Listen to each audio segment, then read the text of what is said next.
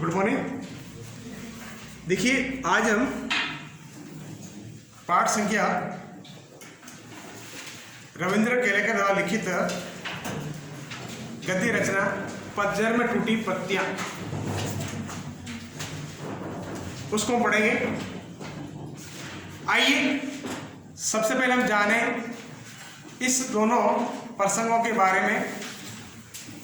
ये प्रसंग हमें क्या सीख देते हैं वो सारा पाठ पढ़ने के बाद उपरांत ही बता सकते हैं। उससे पहले उसकी संबंधित रिलेटेड कुछ बातें होगी वो बताने का प्रयास करेंगे। लेकिन उससे पूर्व हम रविंद्र केलेकर का जीवन परिचय थोड़ा जानने का प्रयास करते हैं। उसके बाद हमारे इस वर्ष बोर्ड में निर्धारित पाठ्यक्रम के तहत आने वाली कविता को हम ज़्यादा अच्छे से पढ़ने का प्रयास करेंगे। क्लियर? उससे मैं बढ़ाने का प्रयास करूँगा।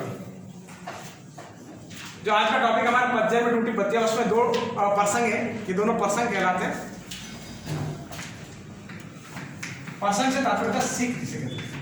सीखना, कुछ सीख या मैसेज देने वाले उनको करें। हमारे इस वर्ष पाठ्यक्रम के अंतर्गत ये जो है जैन की डेन जो एग्जाम आएगा, परीक्षा में आएगा, इसको हम ज़्यादा पढ़ने का प्रयास करेंगे। क्लियर? कल मैंने शायद पढ़ाया नहीं था, आपने अगले पढ़ाया था, तो ठीक है, तुम डायरेक्ट आगे बढ़ते हैं।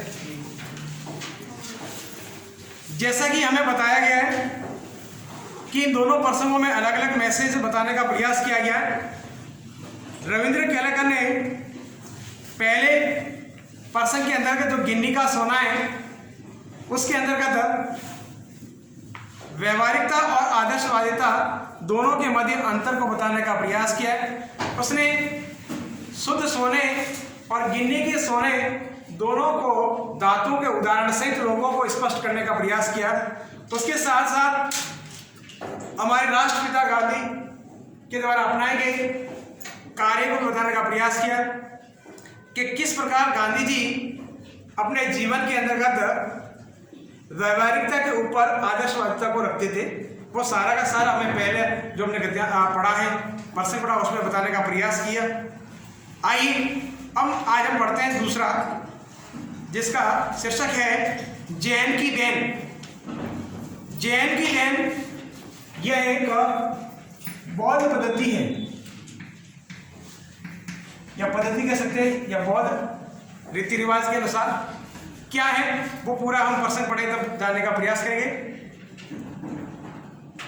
कहते हैं कि जापान के अंतर्गत लोग अपना जीवन सबसे व्यस्त में रखते हैं, यानी जापान की जनता अत्यधिक कार्य करती है और अत्यधिक कार्य कुशलता करने के कारण वे अपने जीवन को बिल्कुल व्यस्त रखते हैं। तो आइए जापान के लोग किस प्रकार से अपने जीवन को व्यस्त रखते हैं और वापस जब वे अपने कार्य अत्यधिक कर लेते हैं तो अपने शारीरिक थकान या मानसिक थकान दूर करने के लिए किस प्रकार की विधि अपनाते हैं, उसका भी उदाहरण इस प्रसंग के माध्यम से बताने का प्रयास किया है। आइए हम इसको जानने का प्रयास करते हैं। जैन एक जापान की चाय पीने की विधि है। जापान के लोग जब कोई भी अत्यधिक कार्य कर लेते हैं तो उसके उपरांत उनके शारीरिक तथा मानसिक थकानें बढ़ जाती है, और जब थकान अत्यधिक मात्रा में बढ़ जाती है तो वे लोग कुछ समय के लिए अपना काम छोड़कर ऐसे शांतिपूर्ण स्थान पर जाना पसंद करते हैं जहाँ पर उनकी थकान दूर हो। तो देखिए, ऐसा वह स्थान उनके लिए एक चाय की दुकान है और वहाँ पर वे लंबे समय तक बैठते हैं और ऐसा स्थान ढूंढते हैं जहाँ बिल्कुल शांति का वातावरण हो। अब देखिए, यहाँ पर एक चाय की दुकान का उदाहरण दिया गया है कि वो चाय की दुकान पर किस प्रकार से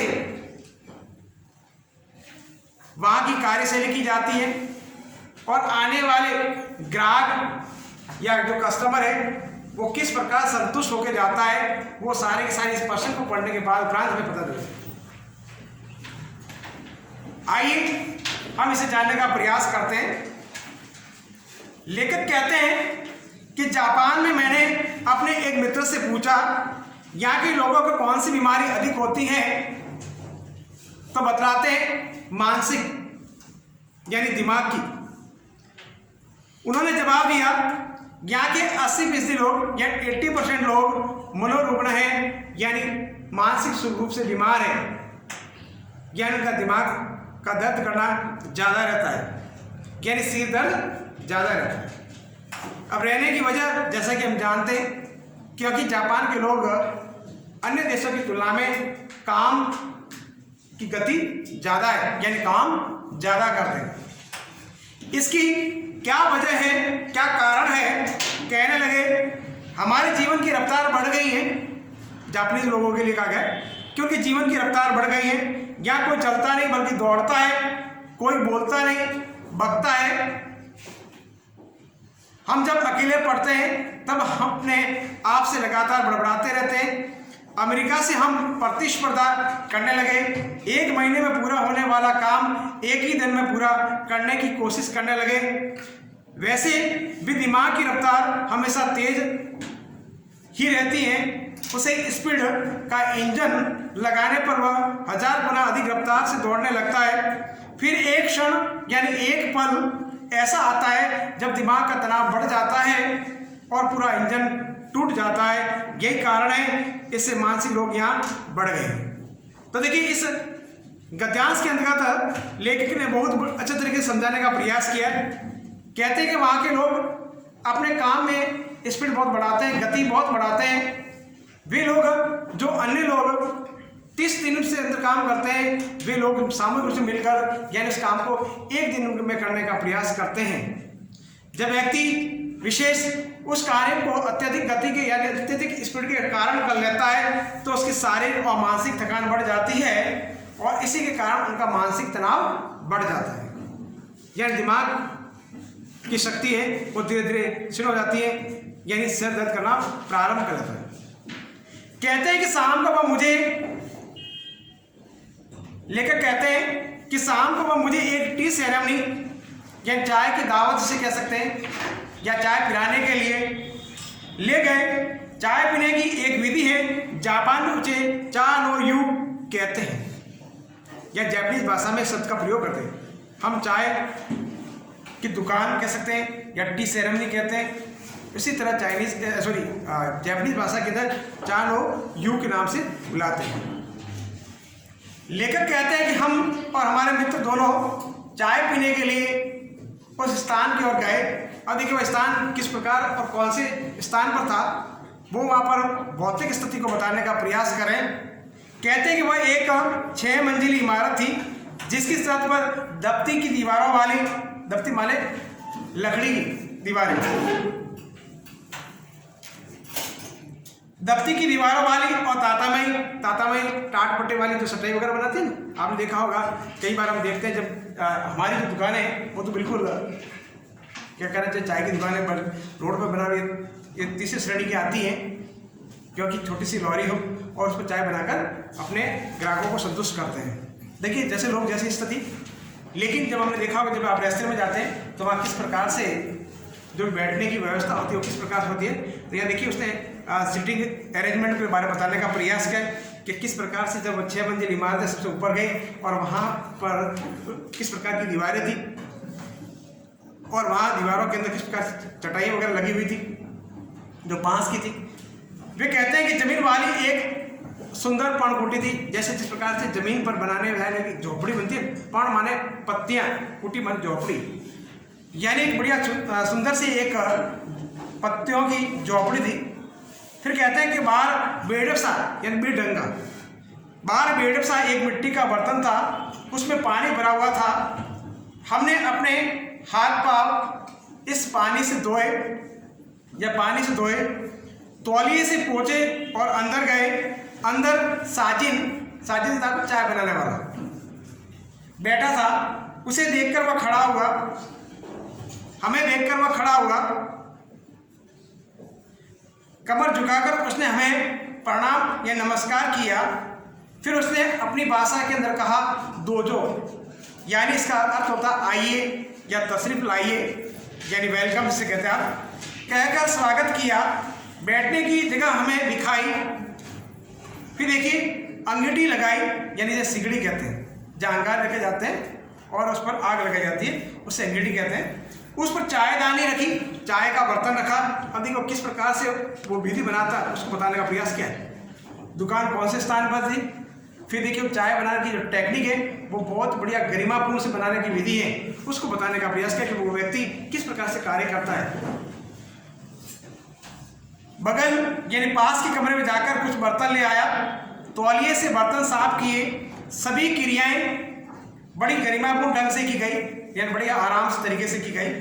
उसकी हर भंगिमा यानी करने की जो शैली है से लगता था कि मानो जय जयवंती के सुर गुजर है, यानी जिस प्रकार से कोई गायक कलाकार गान गाता है और उसके जो सुर यानी जो भी आवाज़ें किस प्रकार से गूंजती रहती है, उसी प्रकार उसका जो काम किया जाता है उसकी आवाज़ बड़ी बढ़िया तरीके से सुनाई पड़ती थी।